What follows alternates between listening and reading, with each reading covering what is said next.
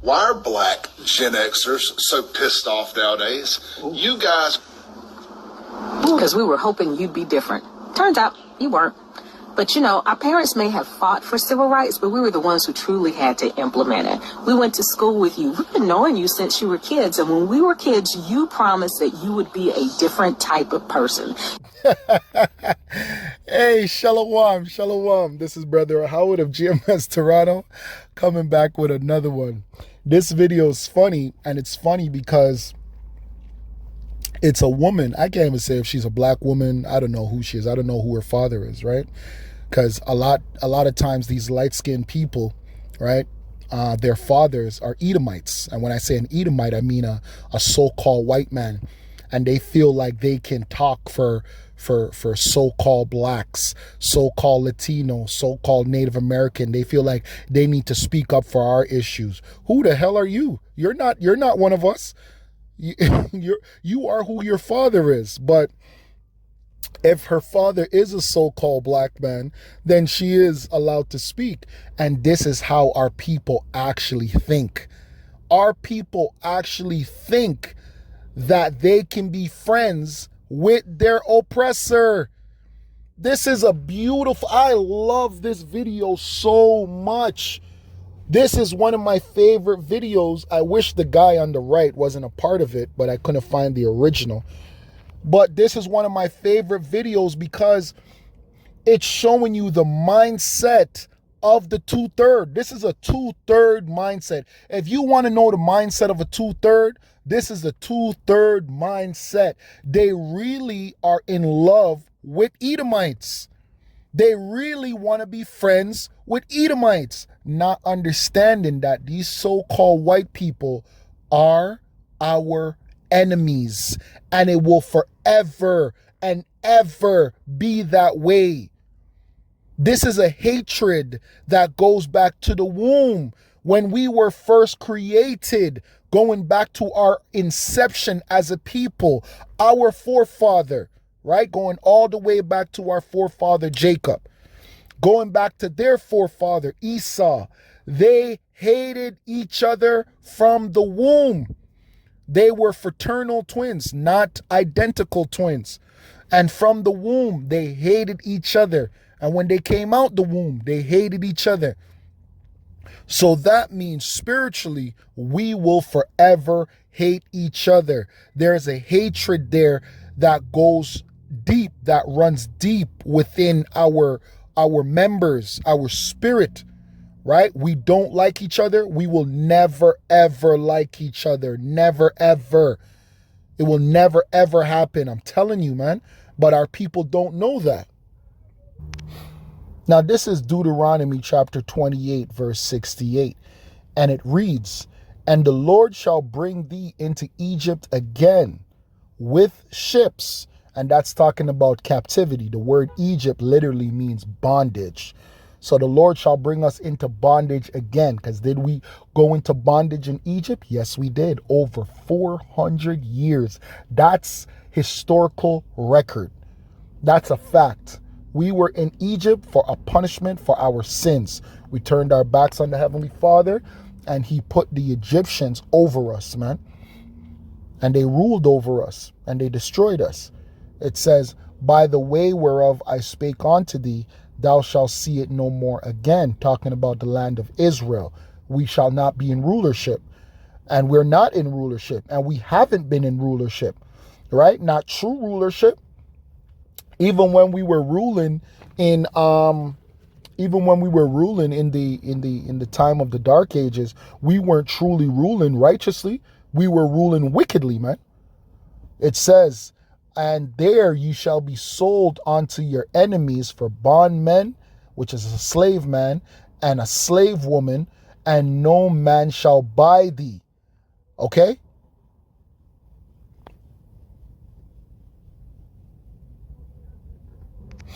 Right? But like it says, "And there you shall be sold unto your enemies." So are these people our friends? No.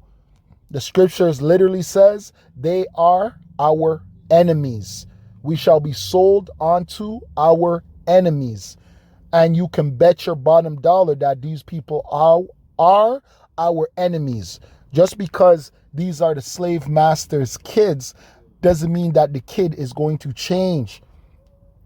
These people, these children, right? They can be cool with you, just like when you see certain slaves and they grow up with the children of the oppressor. They are cool when they are kids, but that's because kids have no sense. When you grow up, you understand self-preservation, or you should. The only people that don't understand self-preservation are slaves.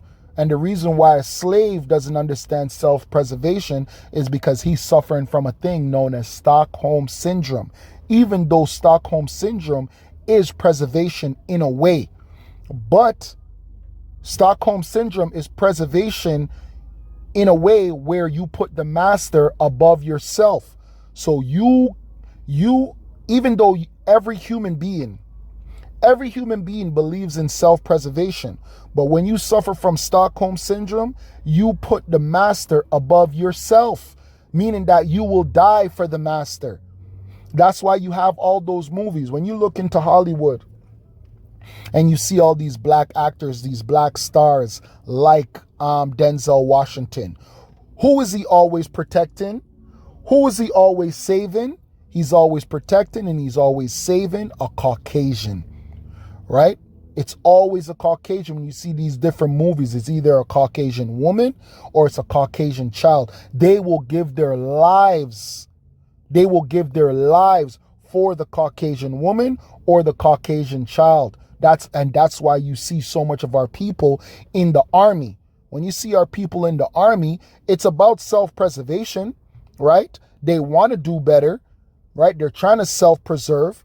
But will they die for this country, which means dying for this Caucasian man, dying for this society? Yes, they will. Yes, they will. Of course they will, right? Because they have Stockholm Syndrome. They're going to die with a sense of pride because they feel like they died doing something righteous when that's doing something wicked. You never died for your people. You never did anything for your people, right? When you see the brothers on the highways and the byways standing up proudly for Yahweh Ba'ashem Yahushai, that's righteous. This is Ecclesiasticus chapter 12, verse 10, and it reads, "Never trust thine enemy. Never trust thine enemy. Never trust thine enemy." And I can continue to read this over and over and over again. Never trust thine enemy, for like iron rusteth, so is his wickedness. Though he humble himself and go crouching, yet take good heed and beware of him. And thou shalt be unto him as if thou had wiped a looking glass, and thou shalt know that his wrath has not been altogether wiped away, because he's still the same enemy. He's still the same devil that he was from his inception. That's why you never trust your enemy. How could you trust your enemy when your enemy believes in self-preservation? They can't help it. Oh, we grew up with you. We went to school with you. We like hip-hop. Don't you know hip-hop is destruction? Let's rewind it, man. Why are black Gen Xers so pissed off nowadays? You guys... Because we were hoping you'd be different. Turns out you weren't. But our parents may have fought for civil rights, but we were the ones who truly had to implement it. We went to school with... Our parents never fought for no civil rights. Our parents were pawns to civil rights. They were the pawns. That's all they were. They were just pawns. They were being used by the international bankers to push their Luciferian agenda, right? Because after civil rights, then you had the woman movements, then you had the homosexual movements. Now you're having the transgender movement. And after this is going to be the PDF files movement. This was all about destroying the home. It was all about destroying culture, right? Because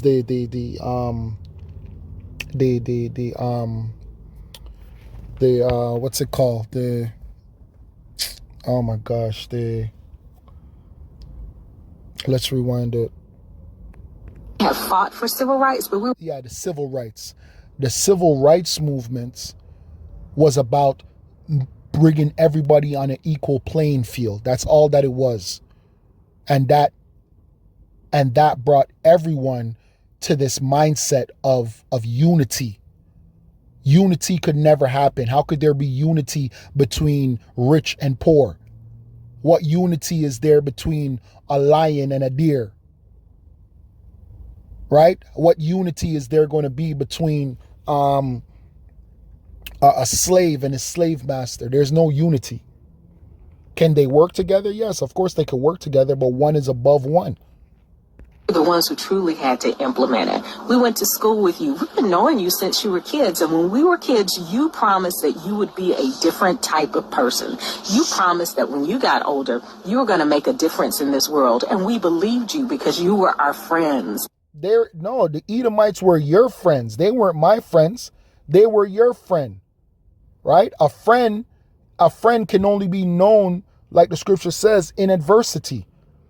And these Edomites were never with us during adversity, right? They went to school with us, and then you niggas went to the ghetto, and then they went to their rich neighborhoods. So what are you talking about, a friend? That's not a friend. How could somebody who stole everything, they stole everything they have. Everything that these Edomites have, these so-called white people have, they stole. How could they be your friend? Did they return the property? These Edomites are all grown up now. Did they say, oh yeah, this is all stolen property? Are they giving back the stolen property? You people sound silly. And these are adults. And that's how you know our people are in a childlike state. They have a childlike mentality, right? That's why even when a grown man is a rapper, they call him little baby, right? Young this. They emasculate you. Our people are mentally immature. They cannot grow. We have not grown yet, because to grow means to take accountability. And the only way to take accountability is by turning back to Yahweh Bashem Yahushai, because that's who we sinned against. We never sinned against the so-called white man. The white man never sinned against us. Forget what the white man did to us. We have to turn back to our power. We have to get ourselves in order as men, right? And forget the woman. Who cares about the woman? You women literally mean nothing. I'm just going to be straight up with you. The woman means nothing. And the reason why I'm saying the woman means nothing is because until we as men get ourselves in order, until we as men create that code, which we already have a code, it's the scriptures. We already have the laws, statutes, we have commandments. And until us men start to follow that law book to the T, women are not going to respect us. So that's why I'm saying what I'm saying. We went to prom together. My goodness, we fell in love with hip hop together. We even loved your music. It was the MTV generation. They don't have no music. How could you love their music when everything they stole? Are you talking about country music? Are you talking about the blues? What are you talking about? What are you talking about? You fell in love with their music. They don't have no music because they don't have no culture. These people have no culture. They own nothing. Everything they stole. How could you fall in love with their music? They don't have no music. They're not creators. They can't even dance. How could you fall in love with anything of an Edomite when they don't own anything? They're not creators. Are you talking about rock music? Black people created rock music as well. That's ours. Are you talking about instruments? Name one instrument that an Edomite created. They never created no instrument, not one. Your music was our music. Our music was your music. And we loved everything together. But when you had an opportunity to give us that promotion and give us that job, you acted just like your parents. And that's why you all so-called black people are in the mindset that they're in, because you're waiting for somebody to give you something. You friggin' retard. You friggin' retarded, you low-level people, man. Our people are waiting for handouts. You're waiting for handouts. Don't you know that power is not given? Power is taken. That means we're still not in the mindset of rulers, man. We still don't have a rulership class mentality. To have a rulership class mentality, it's understanding that power is not given. Power is taken. This is Daniel chapter 7, verse 18, and it reads, "But the saints of the Most High shall take the kingdom and possess the kingdom forever, even forever and ever." Did it say that we're going to ask for permission? Did it say that we're going to vote for the kingdom? No, we're going to take this bitch. We're going to take this motherfucker. That's what the elites did. That's what... Oh, man. This shit is taken. It's not given. This is Job chapter 10. Sorry, Salakia. This is Job 20, verse 10. And it reads, "His children shall seek to please the poor." And that's all they did, right?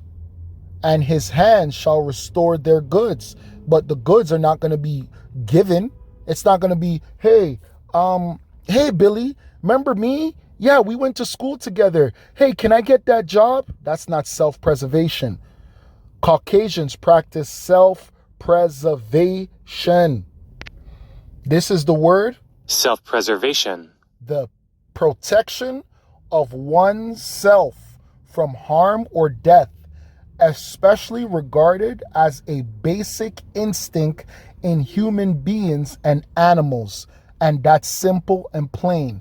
It's a basic instinct in human and animals. So the question is, why don't you so-called blacks, Latinos, and Native Americans practice that? Right? Why don't you practice that? Don't you know that women practice that? That's something that women practice. Women practice self-preservation. That's why women move in the way that they move. Right? That's why women conduct the way that they conduct themselves. And there's nothing wrong in the way that a woman conducts herself because she's practicing self-preservation. You so-called black, Latino, and Native American men should practice self-preservation as well. Because if you practice self-preservation, you won't trust your goddamn enemy. When you had an opportunity to give us that loan, you acted just like your parents. Why would they give you a damn loan? And what are you going to do with the loan? Right? What do everybody else do with loans? They start a business. But you know what other cultures have when they start a business? They have a togetherness with their people. So the bankers that's giving them loan, like when you people say, oh, why do the banks give East Indians a loan? Oh, why do they give Chinese? Oh, they just came from China. They don't even speak English. These Indians don't even speak English, but the banks give them $100,000 loan, $200,000 loan. You know why? Because they're together. The banks already know that even if other people don't support them, their own people are going to support them. The reason why we as so-called blacks, Latinos, and Native Americans don't get a loan is because they know our own people don't even support us. They know our own people are the ones that tear us down. If we were one, if we were together, if we were supportive of each other, if we uplifted each other, the banks will be like, yep, we have to invest into the black community. The so-called black, Latino, and Native American community. But why will they invest in a community that they know is cursed? You don't think the bankers know that we're cursed? This is Deuteronomy chapter 28, verse 15. And it reads, "But it shall come to pass, if thou wilt not hearken unto the voice of the Lord thy power, to observe, to do all his commandments and his statutes, which I command thee this day, that all these curses shall come upon thee and overtake thee. Cursed shalt thou be in the city, and cursed shalt thou be in the field. And our enemies know this. Our enemies are masters of the law. Our enemies, the small hatters, they study the law very well. And they know that this applies to us. They know that we are the people that the book is talking about. Right? So cursed shalt thou be in the city, and cursed shalt thou be in the field. Verse 17. Cursed shall be thy basket and thy store. So why would they invest in us and they know our basket, which is our savings, and our store, which our business, is going to be cursed?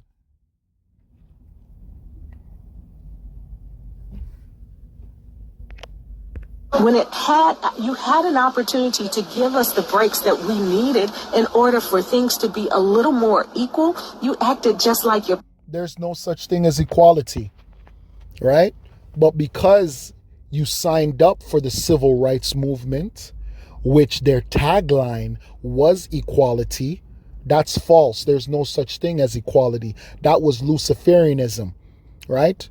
The civil rights movements, which is really a Marxist movement, right? Which I'm not going to get into that today. That's not what this video is about.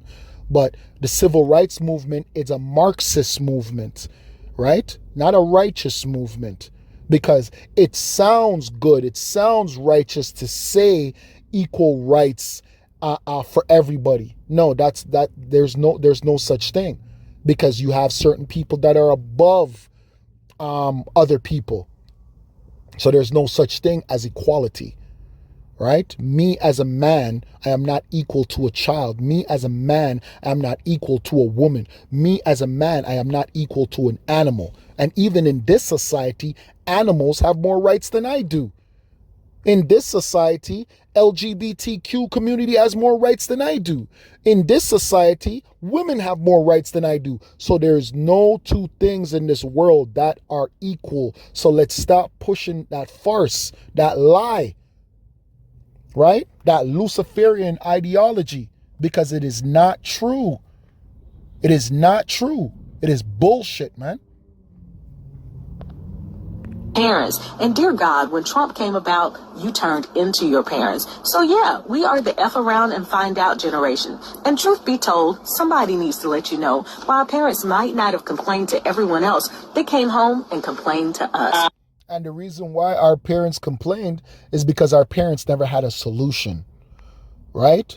Because at the end of the day, after all this ranting, rambling, talking, back and forth, a man has to have a solution.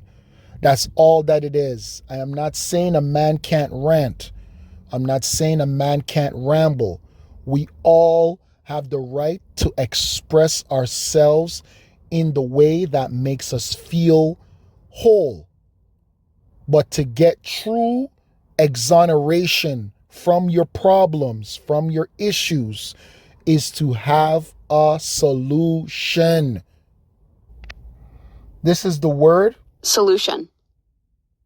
A means of solving a problem or dealing with a difficult situation. That is all. And in this life, we're going to be faced with many difficult situations. Some of our own doing, right? Meaning that we're going to put ourselves in difficult situations by our actions, right? By our decisions. And sometimes we're going to be put in difficult situations by other people. But even if we have someone to point the finger at, let's say we have someone to point the finger at, there's still always a solution. And it starts with you. It starts with the man in the mirror. Always look at yourself. That's where the solution lies. For us as Hebrew Israelites, the men, the men of our tribe, because when it comes to a solution, I'm not looking to the woman for a solution. I'm looking to the men. Our solution is Yahweh, Bahashem, Yahweh Shai. Conversation done. The conversation has just ended. How do we find our solution? We find our solution in our God. Right? And I know that to just say that it won't make any sense to a lot of people. Well, that's just the beginning. That's the start. That's the start of everything. This is Ecclesiastes chapter 12, verse 13. And it reads, "Let us hear the conclusion of the whole matter. Fear Yahweh and keep his commandments, for this is the whole duty of man." It should say Israelite man, right? That is the whole duty of man, to fear Yahweh and keep his commandments. We can close the book now. Why are black Gen Xers so pissed off nowadays? And the reason why they're pissed off is because they don't have their solution. They don't have a solution, right? So the only thing someone that doesn't have a solution is going to do is be upset, is be pissed off because they can't find a solution, not understanding that the solution, the answer is within ourselves. It's with turning to our God. That's it. Simple and plain. Right? That's the solution. There's no big, long, there's no big, long back and forth. There's no big, long talking. It's not that deep. It's very simple. We're making it hard because, our people don't want to change from their wickedness. Our people love it. All right? So with that, I'd like to give all praises, glory, and honor to Yahweh, Bahashem, Yahweh Shai, Bahashem Rakakodash. I'd like to say double honors to the elders and elder apostles of GMS that rule well and that teach well, and to the brothers and the few sisters that are listening, right? Until next time, Kwam Yasharala, Abad Babal, death, destruction, doom, gloom to this filthy society. Kwam